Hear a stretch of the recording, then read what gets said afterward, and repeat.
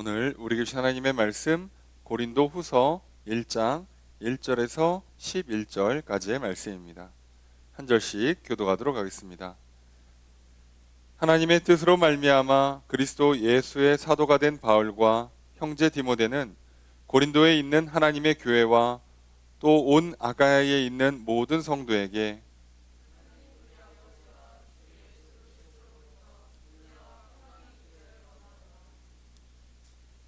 찬송하리로다. 그는 우리 주 예수 그리스도의 하나님이시요 자비의 아버지시요 모든 위로의 하나님이시며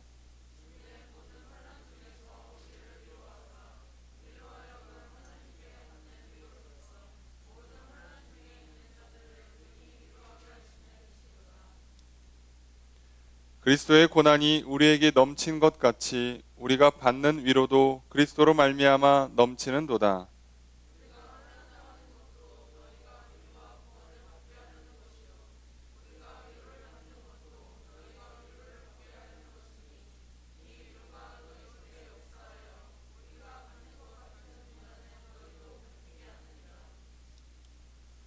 너희를 위한 우리의 소망이 견고함은 너희가 고난에 참여하는 자가 된 것 같이 위로에도 그러할 줄을 알미라.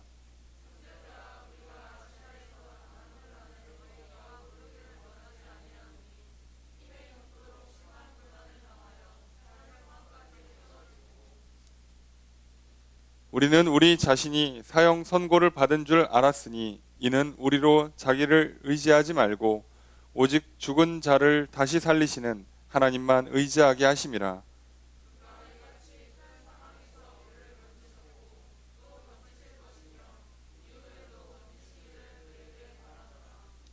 함께 읽습니다. 너희도 우리를 위하여 간구함으로 도우라. 이는 우리가 많은 사람의 기도로 얻은 은사로 말미암아 많은 사람이 우리를 위하여 감사하게 하려 함이라. 아멘. 자리에 앉으시기 바랍니다.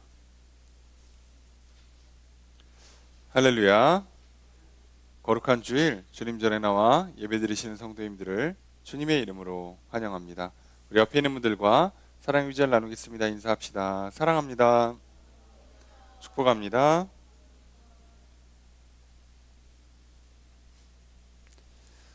이 시간 주 앞에 나와 예배드리시는 성도님들을 주님의 이름으로 환영하고 축복합니다. 2021년 새해가 밝았습니다. 첫 주일을 맞이하여 예배를 드립니다. 지난해는 코로나로 인해서 참으로 힘들고 어려웠습니다. 무엇보다도 일상생활 자체가 무너졌고 더욱이 우리의 신앙 생활 자체도 어려워졌습니다. 그래서 올해는 이 모든 것들이 회복이 되는 한 해가 되기를 소망합니다. 지난 해가 잊혀지고 기억되거나 생각나지 않을 만큼 올해 새롭고 놀랍게 하나님께서 역사하시는 그런 한 해가 되기를 소망합니다.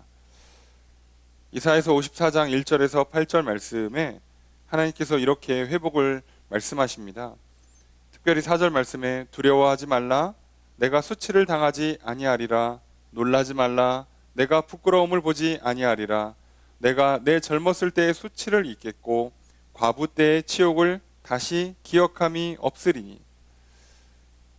이사야서 말씀은 아시는 것처럼 이스라엘 백성들이 하나님의 말씀을 따르지 않고 우상 숭배하며 여러 번 경고에도 불구하고 돌이키지 않아 결국은 나라가 멸망할 것에 대한 예언입니다. 놀랍게도 이사야서 전체에 나라가 멸망할 것과 나라가 다시 회복될 것까지 전부 다 예언이 되어 있습니다. 오늘 우리가 읽은 이 54장 4절 말씀은 회복에 관한 말씀입니다. 너희들이 비록 무너졌을지라도 내가 다시 너희를 회복시켜 줄 것이다.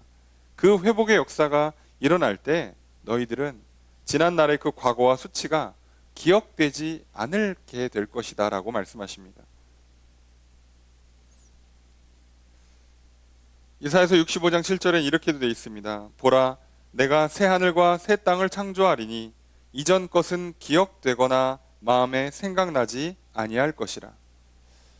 하나님께서 새 하늘과 새 땅을 창조하실 때에는 이전 것이 기억되지 않을 만큼 아름답고 놀라운 것으로 창조하십니다.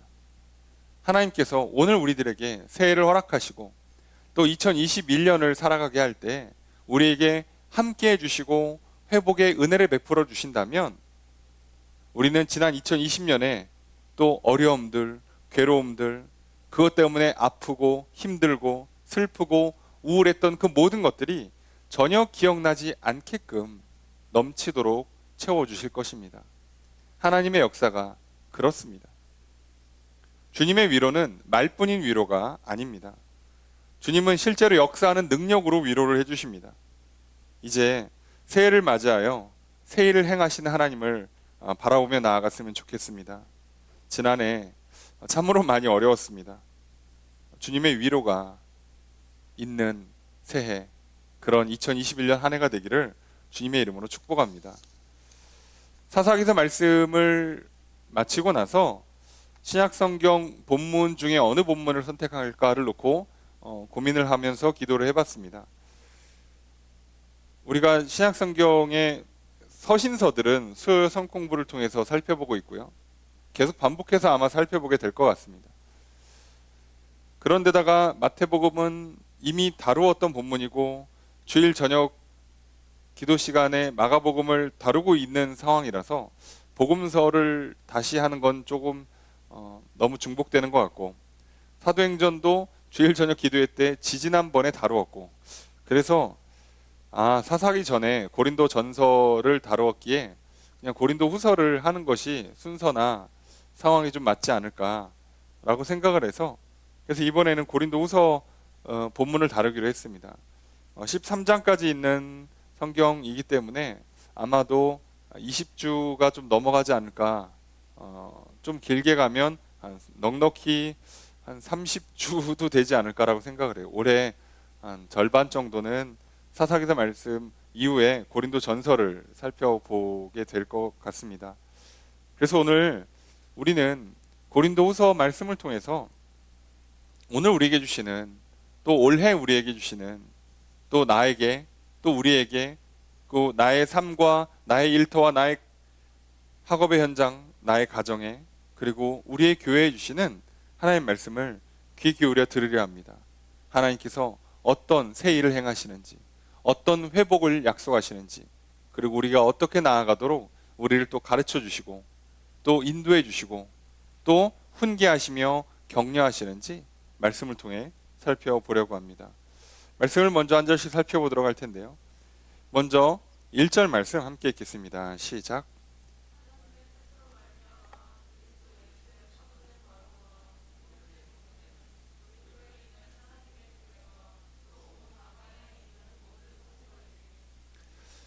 고린도 후서입니다. 말 그대로 고린도에 보내는 두 번째 편지이죠. 하지만 우리가 여러 번 말씀드렸습니다만 요 사이에 편지가 하나 더 있어요. 사라진 편지가 하나 있습니다. 눈물의 편지라고 불리는 눈물로 호소하고 굉장히 강력하게 책망했던 편지가 있어요. 그 편지는 사라졌기에 오늘날 우리는 이 편지를 고린도 후서라고 두 번째 편지라고 하지만 실제로는 세 번째 편지가 됩니다. 편지를 보내다 보니까 당연히 편지의 시작에는 누가 누구에게 보내는지를 쓰게 돼 있습니다. 그런데 바울의 서신은 독특한 특징을 갖고 있어요. 그게 뭐냐면 이 서신에서 쓰는 사람과 발신자와 수신자를 밝히면서 이미 이 편지가 어떤 내용을 갖고 있는지, 그리고 어떤 말을 할지에 대해서 거의 다 설명을 합니다.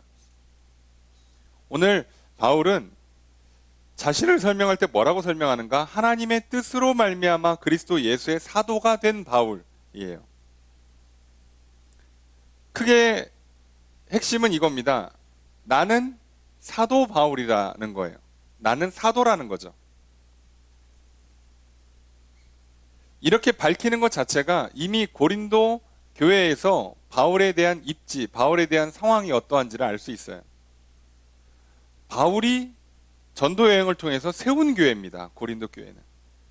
그럼에도 불구하고 바울이 떠난 뒤에 바울의 사도성, 바울의 정통성 자체가 의심받고 있다는 게 참 말이 안 되는데 그렇게 됩니다.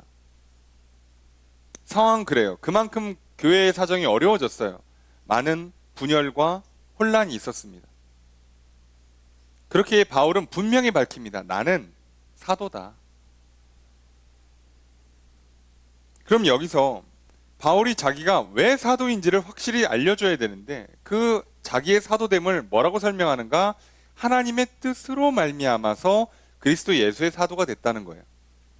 본인이 사도가 된 건 나의 뜻도 아니고 나의 의지나 나의 결단도 아니고 다른 사람들의 추천도 아니고 어떤 학교에서 훈련 과정을 수료한 것도 아니고 오직 하나님의 뜻으로 된 거라는 거예요. 이 당시 사도의 정통성은 대부분 예수님의 직계 제자들에게만 부여를 해줬어요.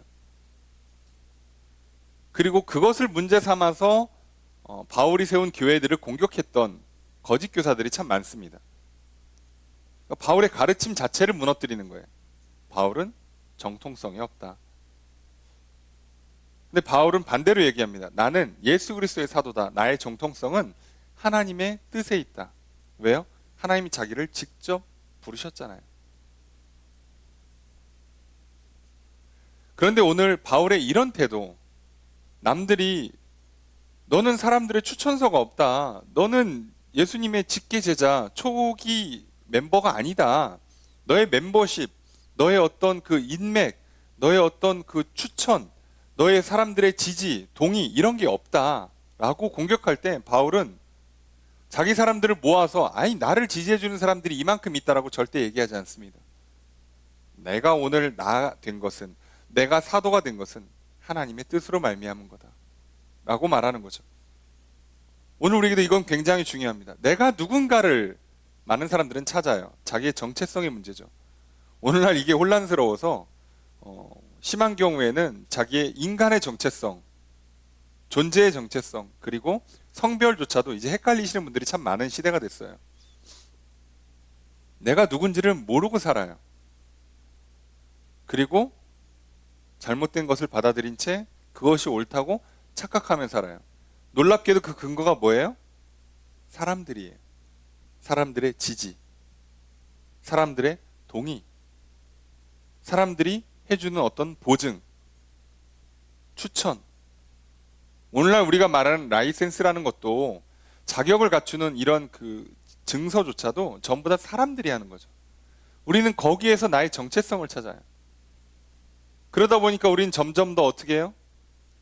학벌이나 어떤 증서나 어떤 인맥이나 나의 어떤 소속이나 이렇게 사람들에 관련된 것에 점점 더 매어 들어갈 수밖에 없어요. 근데 그곳에서는 나의 정체성을 찾기가 어렵습니다. 내가 이쪽 사람들과 어울리다가 저쪽 사람들로 갈 수가 있어요. 그렇다고 내가 갑자기 사람이 미친 게 아니잖아요. 내 안에 두 가지 성향을 다 가질 수도 있고요. 두 가지 입장을 다 동의할 수도 있어요. 문제 없습니다. 그렇기 때문에 오늘 우리들은요, 사람의 어떠함들로 인해서 나의 정체성을 확립하고자 할 때 우리는 큰 문제가 생겨요. 왜요? 그 사람들이 지지가 옳다라는 보장이 없어요. 다수지만 틀릴 수 있단 말이죠, 인간은. 게다가 나를 지지해주는 사람이 소수이면 어떡할 거예요? 그럼 정체성이 또 흔들립니다.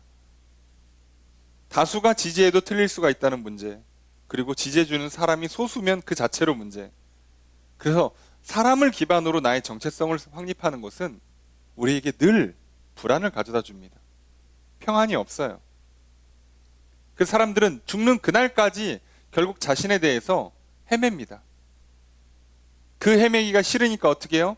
그냥 대충 한두 가지에 그냥 걸어놓고 이게 맞다고 그냥 착각하고 나름 거의 포기하다시피 하면서 살아가죠. 그러다 보니까 어떻게 해요? 뭐가 안 맞죠. 본인이 알죠. 이게 나 같지 않다는 걸. 그래서 인생이 만족스럽지가 않아요. 제대로 나답게 살아보지를 못하고 살았어요. 뭔가 어색하고 불편하고 그리고 후회가 되는, 만족스럽지 못하는, 그래서 왠지 죽음은 억울하고 한 번 더 살아야 될 것 같은 느낌이 있는 거죠. 근데 바울은 얘기합니다. 내가 사도가 된 건 하나님의 뜻으로 말미암았다.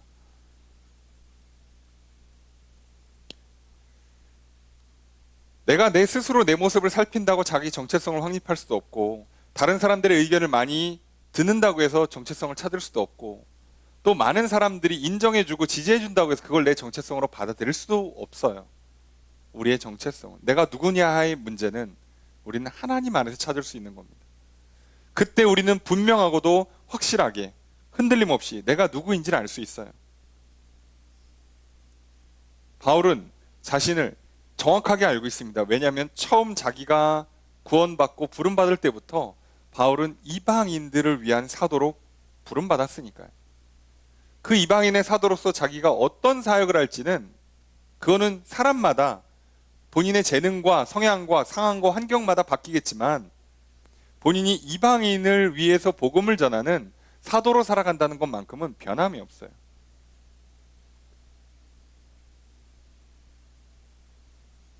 많은 사람들이 말합니다. 내 인생의 목표는 명사가 아니라 동사에 두어야 된다, 이렇게 말을 많이 하죠. 무엇을 하는 사람이 되어야지 어떤 사람이 되고자 하면 인생이 망가져요. 나는 의사가 되고 싶다. 그럼 은퇴하면 뭐가 되는 거예요? 의사가 못 되면 어떻게 되는 거야? 공부했다가. 그게 아니라 나는 사람을 고치는 사람, 병든 사람을 살리는 사람이 되고 싶다라고 했을 때 내가 내 재능과 내 지능과 내 상황에 맞춰서 의사가 될 수도 있고, 또는 약사가 될 수도 있고, 뭐 한의사가 될 수도 있고, 뭐 물리치료사나 뭐 다른 특수한 분야의 전문가가 될 수도 있고, 아니면 상담사가 될 수도 있고. 중요한 건 무엇을 하느냐가 핵심이에요. 바울은 자기가 그냥 사도야 라고 해봐야 소용없어요. 사도라는 것 정의 자체가 복음을 전하는, 보냄받은 사람이라는 뜻을 갖고 있어요. 사도 자체가.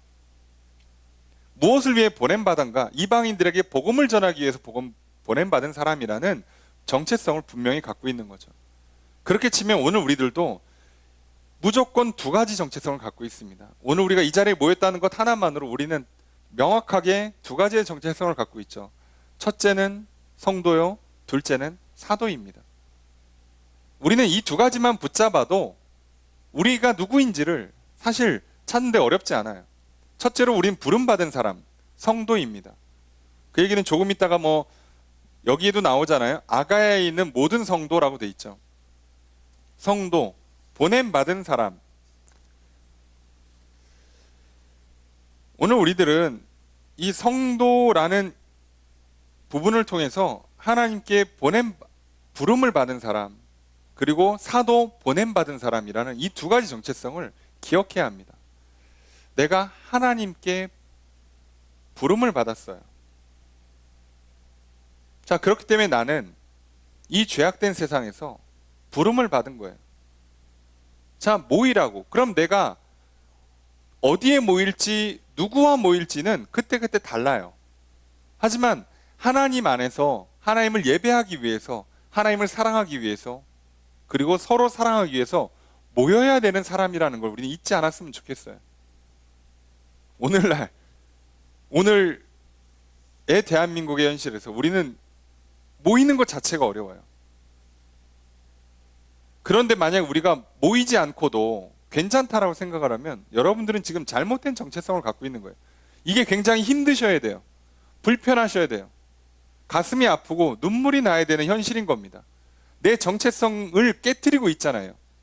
그럼 과연 나는 이 상황에서 많은 인원이 모이는 것 자체가 안 되고, 그러면 질병의 문제 때문에 위험하고, 심지어 지금 이 문제를 풀기 위해서 정부에서 정책적으로 뭐 교회는 교회대로, 뭐 학교는 학교대로, 뭐 직장은 직장대로 이렇게 제한을 걸고 있어요. 얼마 이상 모이지 마라. 그리고 사적으로 그냥 사람들 만나는 건 5인 이상도 모이지 마라. 몇 시에는 뭐 문도 열지 말라. 이렇게 다 제한을 걸고 있어요. 이 상황에서 아이고 좋다, 그냥 이번 기회에 그냥 집에 처박혀서 그냥 날도 추운데 그냥 이불 덮어 쓰고 뒹굴뒹굴 거리지. 요즘 뭐 TV도 볼 거 많고 인터넷도 좋고 핸드폰으로 뭐 유튜브니 뭐니 넷플릭스니 할 것도 많고 게임도 하고 좋다라고 하는 순간 여러분들은 그게 괜찮다고 받아들여지시면 여러분들은 지금 잘못된 정체성을 갖고 있는 거예요. 우리는 모이는 사람들입니다. 하나님을 예배하기 위해, 하나님을 사랑하기 위해, 서로 사랑하기 위해서 모이는 사람들이에요. 모이는 것이 편하고 모이는 것이 좋아야 되는 사람들이에요. 그렇지 않으면 여러분들이 지금 자신에 대한 이해를 잘못하고 있습니다. 모이라고 우리를 만드셨고 모이라고 우리를 부르셨어요. 그리고 모일 때, 모여서 사람들과 함께 어울릴 때 내가 누구이고 내가 무엇을 잘하고 내가 앞으로 무슨 일을 해야 되는지를 거기서 발견하는 겁니다. 혼자서 책상에 앉아서 백날 고민해도 내가 누군지를, 내가 뭘 잘하는지를, 앞으로 어떤 일을 해야 되는지를 찾을 수 없게 돼 있어요. 하나님이 처음부터 그렇게 만드셨으니까요. 착각하지 마십시오. 우리의 첫 번째, 우리의 정체성을 확립하는 기준, 우리는 성도입니다. 모여야 합니다. 하나님을 예배하기 위해, 정확히 말하면 하나님을 사랑하기 위해, 이웃을 사랑하기 위해. 둘째로 우리는 사도입니다. 우리는 보냄받은 사람들이에요. 세상 한복판은 다시 보내줘요. 복음을 전하라고, 사랑을 하라고. 우리끼리만 사랑하면 안 돼요. 이제 믿지 않는 자들에게, 우리의 도움이 필요하고 우리의 손길이 필요한 사람들에게 사랑을 전해야 돼요. 우리가 오늘날 교회에 모이는 것도 어려우니 전도가 가능합니까? 사람들 만나서 복음을 전하고 교제하는 것 자체가 거의 불가능한 시대에 됐어요. 그래서 아유 좋다, 그냥 나는 혼자가 편해, 아유 뭘 사람 피곤하게, 뭐 이렇게 가서 뭐 이렇게 시장 가서 뭐 이렇게 흥정하고 물건 보고 확인하고 다 그냥 인터넷으로 쇼핑하고 그냥 집에서 있어도 괜찮아 하면 또 우리는 정체성에 혼란이 있는 거예요. 우리가 정말 내가 누군지를 바로 알려면 우리는 밖으로 나가야 합니다. 세상으로 나아가야 돼요. 집에서 처박혀서 현실에 안주하는 것을 괜찮다고 받아들이시면 여러분들은 지금 잘못 알고 있는 겁니다. 나라는 존재를 지금 착각하고 계시는 거예요. 자꾸 나가서 부딪히셔야 돼요. 세상에 나가서 자꾸 모진 비바람을 만나시고 세상에 나가서 계속 부딪히고 사람들을 만나고 일을 만나고 하셔야 돼요. 그곳을 나아가서 우리가 해야 되는 가장 중요한 일, 복음을 전하는 겁니다. 하나님의 사랑을 전하고 이웃사랑을 실천하는 거예요. 구체적으로 어떤 대상을 향해서 구체적으로 어떤 일을 가지고 사랑을 할지, 복음을 전할지는 사람마다 너무 다르기 때문에 말씀드릴 수조차 없어요. 하지만 내가 복음을 들고 세상을 향해 나아갈 때, 어떻게든 복음을 전하겠다고 나아갈 때, 내가 잘하는 일을 통해서 세상의 빛과 소금이 되고 가난하고 힘들고 어려운 자들을 도와주겠다고 나아갈 때, 그때 내가 누구인지, 내가 무엇을 잘하고 앞으로 어떤 일들을 해야 되는지를 점점 더 잘 발견하게 될 것이에요. 그럼 여러분 기억하십시오. 우리가 성도라는 정체성, 사도라는 정체성을 기억하고 살아가셔야, 그래야 우리가 진짜 내가 누구인지를 우리가 살아가는 동안 죽기 전에 발견하실 수 있을 겁니다. 이거 놓치고 사는 사람들은요, 평생을 살고 나서 마지막 순간이 되면 무조건 후회할 겁니다. 아니, 아쉬울 겁니다. 뭔가 충분하지 못한 느낌이 들 겁니다. 그러니 기억하십시오. 성도로서, 사도로서 부름받은 이 부르심이 나를 바로 세워주는, 나를 찾고 나를 성장시키고 나를 완성시키는 부르심이라는 걸 기억하십시오.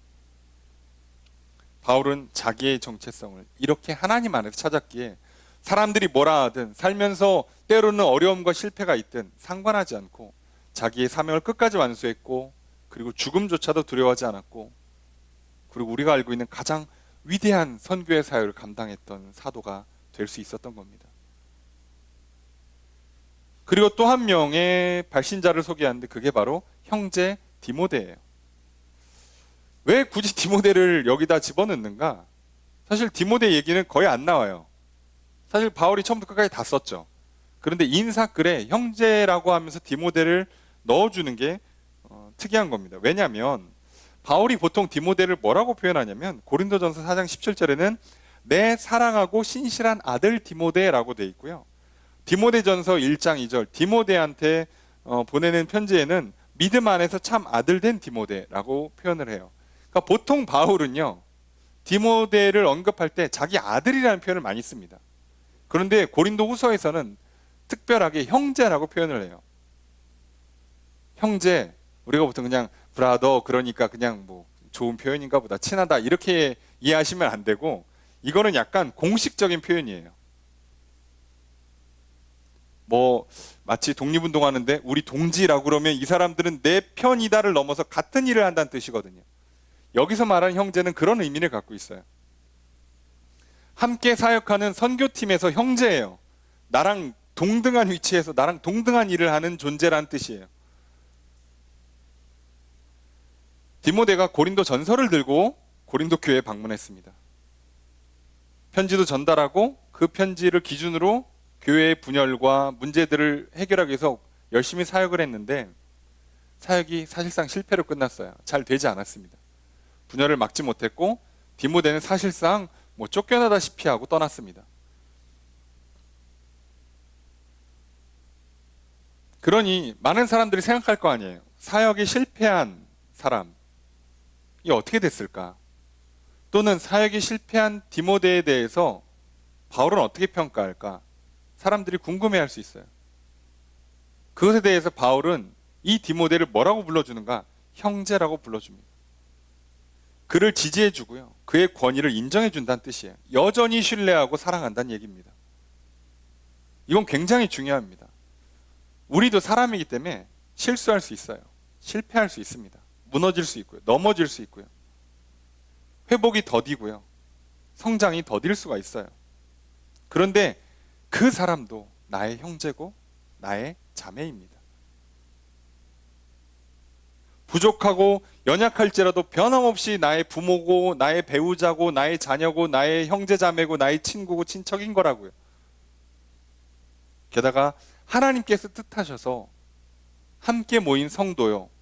또 함께 일을 하는 사도인데도 사도이며 동역자까지 되었다면 그러면요. 그 사람의 실수와 실패에도 불구하고 우리는 그 사람의 어떠함 때문이 아니라 하나님 때문에 변함없이 이 사람을 지지해주고 존중해주는 겁니다. 여러분, 이 말은요. 일을 못하는 사람과 함께 일하라는 뜻은 절대 아니에요. 성경은 그렇게 가르치지 않아요. 일을 못하는 사람, 일할 의지가 없는 사람이랑 같이 일을 해라. 그 사람도 형제로 칭해주라. 이런 뜻이 아니라요. 그냥 그 사람의 인격, 그 사람의 지위, 그걸 존중해주라는 뜻이에요.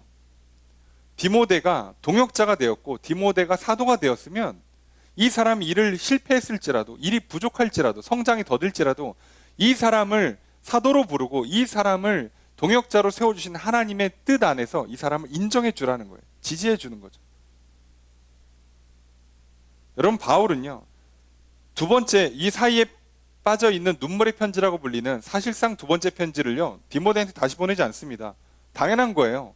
실패한 사람한테 왜 또 보냅니까? 이 사람 디모데가 나이도 어렸고 능력도 부족했고 경험도 부족했어요. 그렇지만 변함없는 형제예요. 변함없이 지지해주고 사랑해주고 존중해줍니다. 하지만 그 사람에게 똑같은 일을 다시 맡길 수는 없는 거예요. 그래서 이 두 번째 편지는 신라한테 보내요. 이렇게 그냥 보내준단 말이죠. 이런 식으로 해서 이 일이 해결되게 만들어요.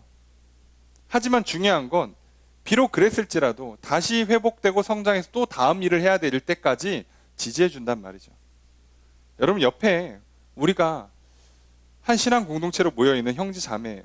옆에 사람이 성장하는 속도가 더딥니까? 옆에 사람이 또 실수합니까? 또 실패합니까? 또 무너집니까? 여러분 기다려 주십시오.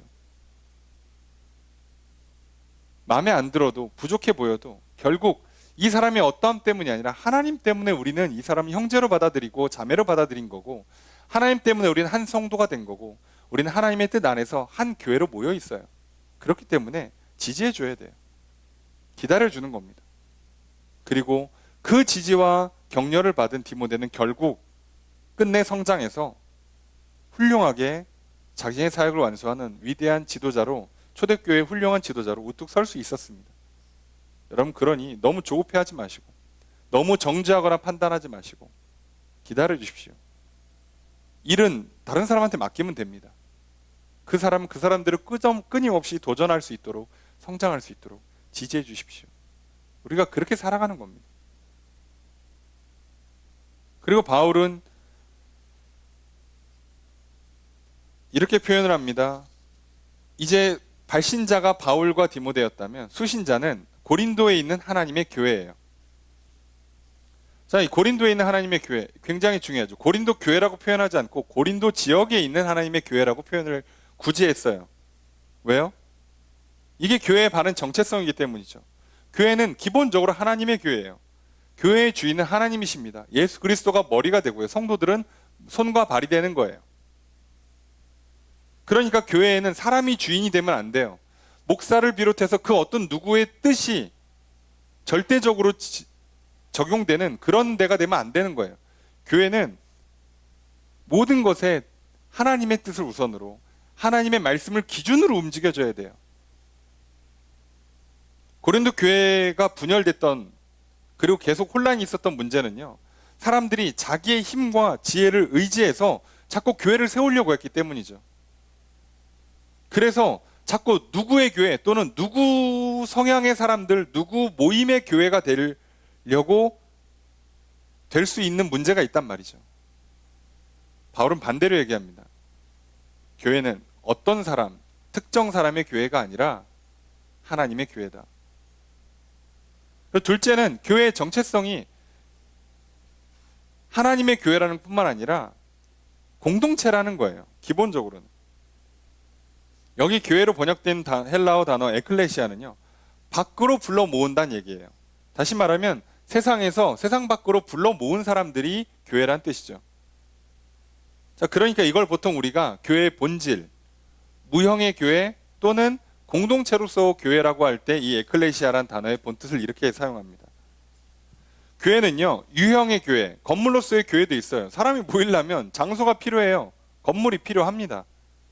그 건물로서의 교회가 없어도 된다 이렇게 말하면 안 돼요. 코로나 시대에 우리 온라인으로 예배드리면서 건물 없는 교회를 지향합시다. 정신적으로는 맞지만 현실적으로는 불가능해요. 성경 어디에도 너희들 건물 같은 거 짓지 말고 땅 같은 거 소유하지 말고 그냥 공동체만 모이라고. 아니 그 공동체도 맨 처음에 누구 집에서 모였다니까요. 어디 회관에서 모였다니까요. 당연한 거예요. 그런데 교회의 본질은 중심은 공동체에 있기 때문에 이게 건물 안에서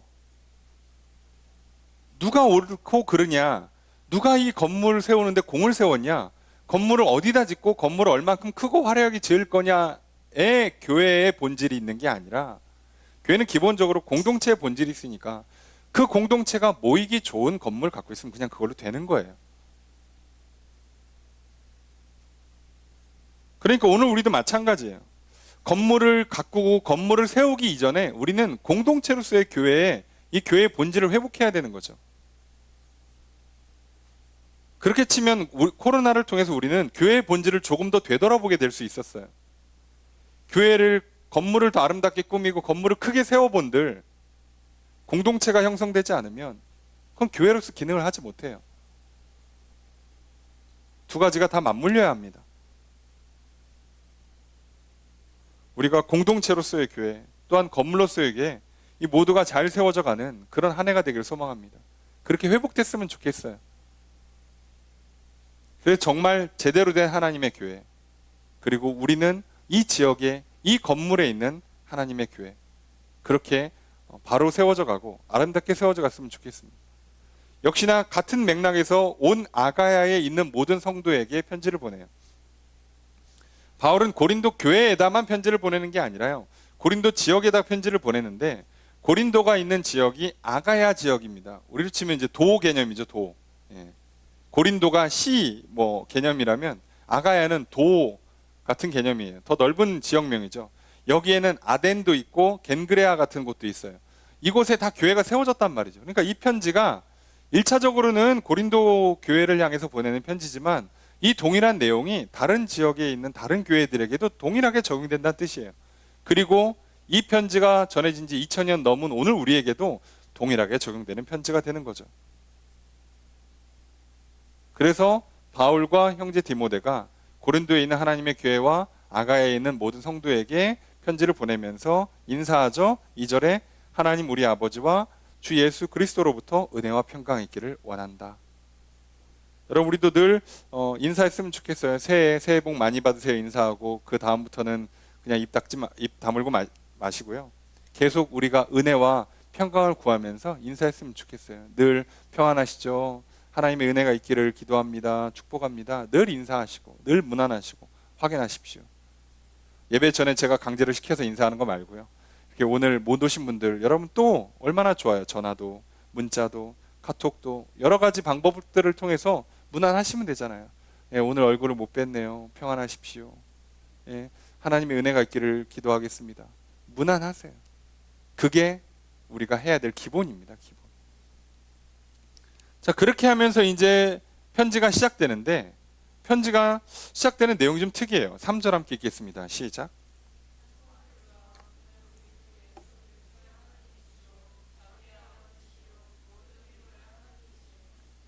자, 시작부터 하나님을 찬양해요. 인사 마치고 본론으로 들어가는데 그 시작이 찬양이에요. 하나님께 감사를 드리고 찬양을 드리면서 영광을 올려드리는 거죠. 이건 굉장히 중요한 태도입니다. 여러분, 우리도요, 항상 이 감사를 잊어요. 찬양을 잊어요. 하나님을 칭찬하고 하나님을 높여드리는 걸 잊어요. 하나님 정말 최고이십니다. 하나님 정말 대단하십니다. 하나님 놀랍습니다. 하나님 정말 감사합니다. 우리가 이걸 자꾸 잊고 살아요. 오늘 우리들이 이걸 잊지 않았으면 좋겠습니다. 하나님께 감사와 찬양을 드리는 걸. 바울이 하나님께 감사와 찬양을 드리는 이유를 써요. 그 이유가 총 3가지인데, 첫째는 하나님은 예수 그리스도의 하나님이시다, 자비의 아버지다, 위로의 하나님이시다예요. 앞에 2가지는 예수 그리스도의 하나님, 자, 우리의 죄를 구원하시기 위해서 예수 그리스도를 이 땅에 보내주신 하나님이란 뜻이죠. 뭐 이건 너무나 당연히 알고 있는 얘기고, 고린도 교회에다간 이걸 굳이 더 설명할 필요도 없어요. 자비의 하나님, 우리의 죄를 용서해 주시고 우리를 죄의 결과인 사망에서 건져주시기 위해서 우리를 끝없이 용서해 주시고 기다려 주시고 사랑해 주셨어요. 그 자비의 하나님. 자, 여기까지는 좋아요. 그런데 모든 위로의 하나님이라는 독특한 표현이 나와요. 보통 우리의 감사와 찬양은 구원에만 해당하는 경우가 참 많아요. 그런데 지금 위로의 하나님이라고 찬양을 합니다. 자, 위로라고 번역된 헬라어가 파라클레시스예요. 어디서 많이 들어본 것 같은 느낌적인 느낌이 들죠? 예, 우리가 성경에서 보혜사, 성령님에 대해서 표현할 때 보혜사라고 번역된 단어가 파라클레토스입니다. 사실상 내용은 똑같아요. 예. 파라클레시스를 하는 사람이 파라클레토스거든요. 자, 그러니까 결국 성령님, 보혜사의 본질은 이 단어의 본뜻이요, 위로, 권고, 간청입니다. 위로해주고 가르쳐주고 그리고 기도해주는, 이것이 이 단어의 본뜻이에요. 그러니까 성령 하나님, 보혜사는요, 우리를 돕기 위해서 우리를 위로해주고 우리를 가르쳐주고 우리를 대신해서 기도해주는 우리의 격려자요, 우리의 상담자가 되는 거예요. 그래서 이 개념이 고대의 왕의 가정교사한테 쓰는 표현이라고 그랬잖아요. 자, 그러면 도대체 하나님께서 어떻게 위로해 주셨길래, 어떻게 가르쳐 주시고 어떻게 간구해 주셨길래, 더 본질적인 의미는 어떻게 옆에 함께 있으면서 말씀을 해주셨는가. 파라, 옆에서, 클레, 부른다는 뜻이거든요. 옆에서 무슨 말을 해주시면서 도와주셨길래 이렇게 찬송을 하는가. 내용을 살펴보려고 그래요. 4절 말씀 함께 읽겠습니다. 시작.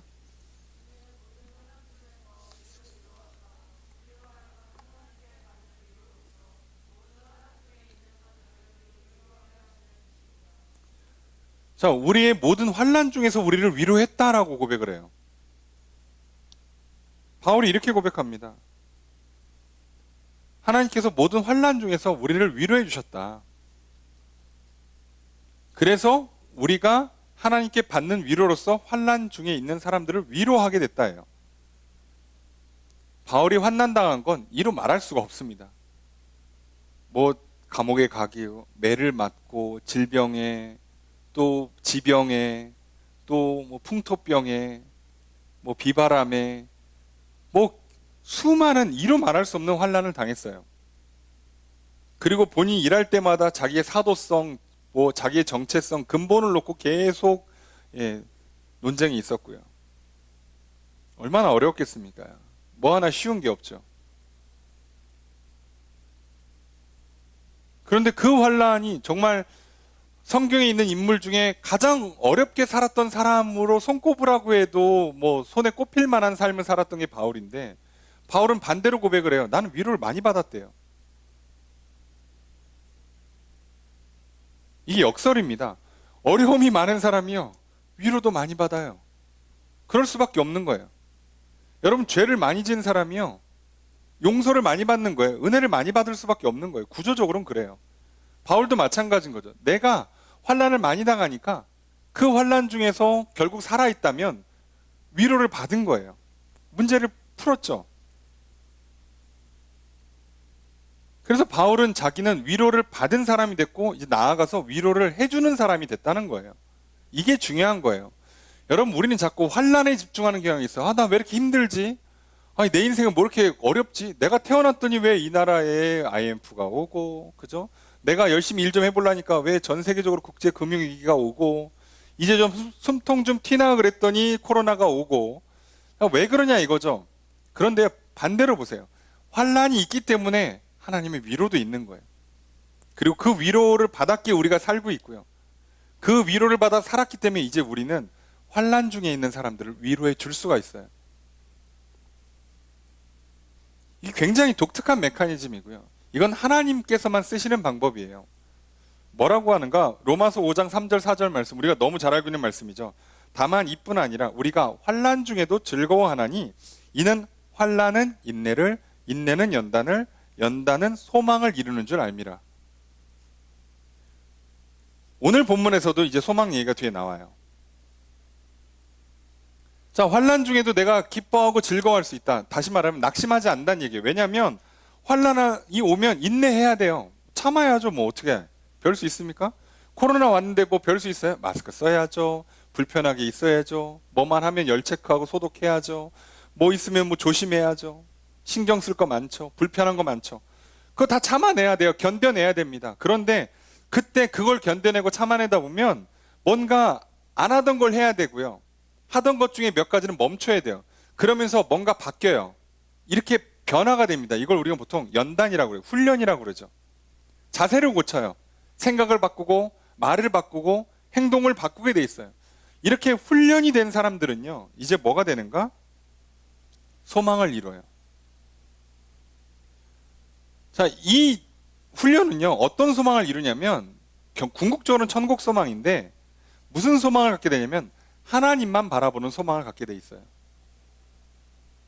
뒤에도 나옵니다만 자꾸 이런 훈련들을 받게 되면요,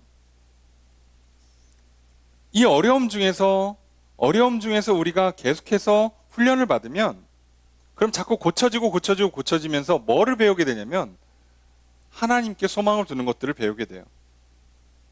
그리고 그것들 때문에 잘못된 것들이 자꾸 고쳐지고 바른 삶으로 나아가서, 그래서 우리는 생각이 바뀌어져요. 환난 당하는 사람을 보고요, 분명히 우리도 마음 한구석에 이렇단 말이에요. 아이고 꽃이다. 넌 좀 당해도 싸. 너 당해보니까 어떠냐. 나 당할 때 그지 눈 하나 깜빡 안 했지. 원래 인생이 그런 거라고 그냥 마치 대단한 것처럼 얘기했는데 너도 한번 당해봐 임마. 이런 마음이 우리한테 들 때, 우리가 환난을 통해서 계속 훈련을 받으면요, 그런 마음들이 고쳐지고 다뤄져요.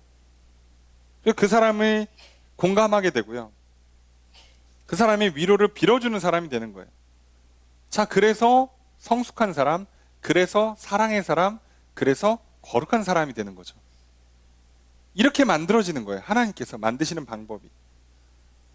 이게 무슨 내용이냐면 여기 계속 나와요. 고난이 넘친 것처럼 위로도 넘친다. 자, 우리가 환난 당하는 것도 너희가 위로와 구원을 받게 하는 것이고, 우리가 위로받는 것도 너희가 위로를 받게 하는 것이니, 자, 그래서 너희도 우리가 환난 받고 위로받는 것처럼, 그래서 너희도 고난을 견딜 수 있도록 하게 만드신다는 거예요. 저걸 보고 있으면 또 옆에 사람이 위로가 되거든요. 아, 죽지 않는구나. 오히려 사람이 단단해지는구나. 오히려 사람이 성장하는구나. 그래, 좀 힘들지만 참자. 이번 기회에 고치자. 마찬가지예요. 우리도 이번 기회에 겨울엔 좀 마스크를 쓰는 습관을 들이고 늘 손 소독하는 습관을 들이고 참 놀랍잖아요. 모두가 인정하는 올겨울 다들 감기와 기타 잡다한 질병들에서 대부분 다 걸리지 않았어요. 코로나가 분명 우리에게 환난을 주지만 그것 때문에 우리가 고치잖아요. 나쁜 습관들. 그동안 우리가 갖고 있었던 위생적이지 못한 습관들을 고치고 있잖아요. 그리고 이번 기회에 고치면 되잖아요. 얼마나 좋아요. 그래서 7절에 소망이 견고하다고 얘기해요. 자, 그 소망이 견고하다는 얘기에 대한 부연 설명이 뒤에 나오는데 뭐라고 되어 있냐면 8절에 우리가 아시아에서 당한 환난을 너희가 모르기를 원치 않다. 힘에 겹도록 심한 고난을 당해서 살 수망이 끊어졌다. 너무 힘들어서 이제는 안 되겠다라는 정도까지 왔다는 거예요. 그래서 9절 말씀 함께 읽습니다. 시작.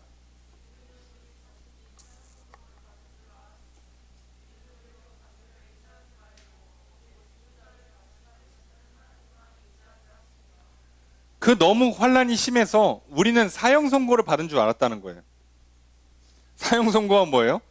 이제 당신은 3주 남았습니다. 이게 이거잖아요. 다음 주면 죽을 것 같습니다. 이거예요. 본인들이 생각할 때도 이제는 안 되겠다. 이번 주에 죽겠다. 올해 못 넘기고 사업을 접겠다. 저 사람과 관계는 여기까지인가 보다. 이 질병의 문제가, 이 삶의 고난이 못 넘겠다. 여기까지인가 보다. 그게 사형 선고예요. 그 정도까지 판단이 들었다는 거예요. 바울이 바보도 아니고 바울이 그렇게 쉽게 낙심하는 스타일도 아닌데도 불구하고 그 정도까지 생각이 들었다는 거예요. 얼마나 어려웠겠어요.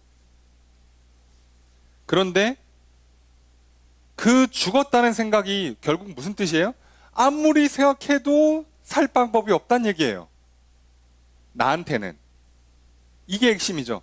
내가 아무리 머리를 써도 살 방법이 없어요. 도와줄 사람도 이제 없고 끌어쓸 수 있는 머리 다 끌었었고 힘 다 쥐어 짜냈고 있는 돈 없는 돈 다 끌어 모았고 더 이상 할 수 있는 게 없어요. 끝이에요. 그리고 다음 주면 그냥 멈춰야 돼요. 망해야 돼요. 그런데 그때 뭐가 남아있는 거예요? 하나님만 의지할 수 있는 거예요. 모든 게 다 끊어질 때 놀랍게도 그때 하나님을 의지할 수 있게 돼요. 진정으로 의지할 수 있게 돼요. 여기서 살면 100% 하나님이 살려주신 거예요. 나는 방법이 없어. 다 했거든. 근데 여기서 살아나? 이건 무조건 하나님이 살려준 거예요. 이렇게 된단 말이죠. 그러니까 살아날 수 있는 방법은 하나님밖에 없고 살아나면 하나님이 살려준 거예요. 그래서 이 과정들을 반복하면서 바울은 점점 더 하나님만 의지하게 되는 거예요. 그래서 소망이 자꾸 견고해져요. 하나님 향한 소망이 흔들리지 않는 거예요. 처음에는 이걸 하나님 도와주실까? 이 상황도 어떻게 해결이 되나? 또 어떤 경우에 따른 내가 잘못해서 문제가 되는 경우도 있잖아요. 사실 잘못은 내가 했는데 하나님께서도 이런 것까지 도와주시나? 라고 할 때 정말 믿을 게 하나님밖에 없을 때 하나님이 도와주시는 그 위로. 그 위로 때문에 지금 바울은 살아있고요. 그 위로 때문에 바울은 어떻게 보면 고린도 교회를 포기하지 않는 거예요. 그 위로가 있기 때문에. 그리고 오늘 우리에게도 그 위로가 필요합니다. 오늘 우리가 내 생각을 의지하고 내 힘과 능력을 의지하면요, 할 수 있는 것들이 있어요. 근데 자꾸 이런 것들을 의지하다 보면 잘못된 길을 가기가 쉬워요. 어느 순간에 한계를 부딪혀요. 내 생각으로 안 되고 내 계획이 다 멈춰지고 내 힘이 붙이고 건강이 무너지고 재정이 다 바닥이 날 때 그 과정을 겪을 때 얼마나 어렵습니까? 누구 말대로 죽는 것 같잖아요. 죽을 것 같잖아요. 여기까지인가 보다 싶을 때 그때 하나님만 의지하는 거예요. 그리고 하나님을 의지하며 나아갈 때 우리는 나쁜 생각들, 나쁜 습관들이 다 끊어져요. 그리고 하나님만 의지하며 나아갈 때 그때 하나님께 다시 살려주세요. 이걸 경험한 사람들은요, 절대 자기 생각을 의지하지 않고요, 절대 교만해지지 않고요, 자랑하지 않고요, 이렇게 고쳐지는 거예요. 그걸 고치라고 환난을 주시는 거죠. 이게 고쳐진 사람들이 이제 누군가를 위로해 줄 수 있는 사람으로 성장하는 거죠. 여러분, 우리가 하나님께 소망을 두셨으면 좋겠어요. 우리가 2020년 코로나 앞에 우리 개인의 문제가, 건강의 문제가, 가정과 일터의 문제가 생기지 않았다면 오늘 우리 교회가 함께 모여서 예배를 드릴 수 있는 상황이 연출되고 있다는 것은 정말 하나님의 은혜입니다. 작년 한 해 얼마나 많은 사람들이 사형 선고를 받았어요. 여기까지인가 보다. 교회도 사형 선고를 받은 교회들이 한둘이 아니에요. 아니, 저도 그렇게 느꼈으니까요. 아, 여기까지인가? 개척하고 얼마 안 되고 이 작은 교회가 그냥 예배 드리지 말라고 그러고 뭐 하지 말라고 그러고 멈추라고 그러고 그럼 뭘 할 수 있지? 그것도 이게 어쩌다 한 번도 아니고 이거를 뭐 몇 주씩 몇 달씩 하면 어떻게 버텨요?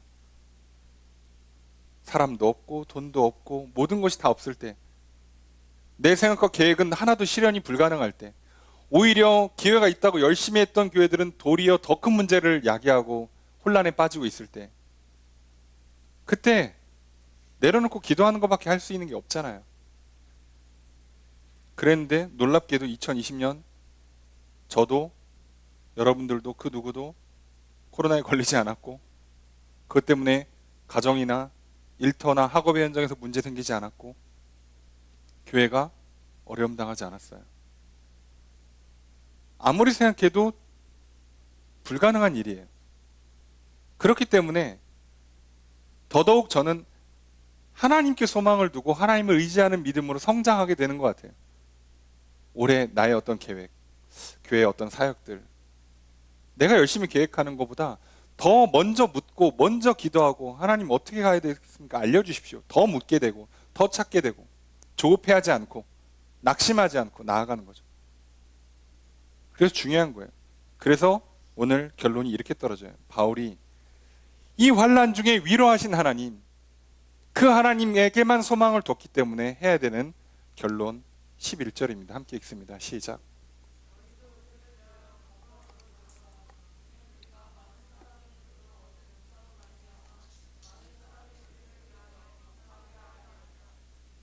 그래서 바울은 뭐라고요? 기도하라고 기도를 요청합니다.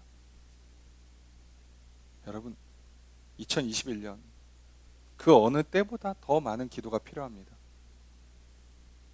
오늘 여러분 코로나 때문에 절망하지 마십시오.